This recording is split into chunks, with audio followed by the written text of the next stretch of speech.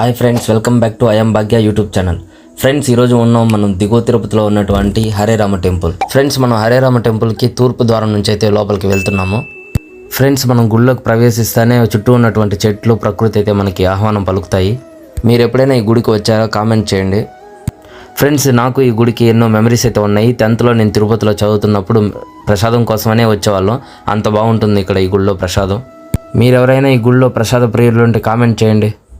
ఇక ఈ గుడి ధ్వజస్తంభం గురించి చెప్పాలంటే నాకేం తెలీదు, కాబట్టి మనం ఇక గుడిలోకి అయితే వెళ్దాము. ఈ గుడి చుట్టూ ఒకసారి చూడండి ఎంత బాగా చెట్లను పెంచుతున్నారో. దీనికి అప్రిషియేట్ చేయాల్సిందే హరే రామకృష్ణ టెంపుల్ వాళ్ళ మేనేజ్మెంట్ని.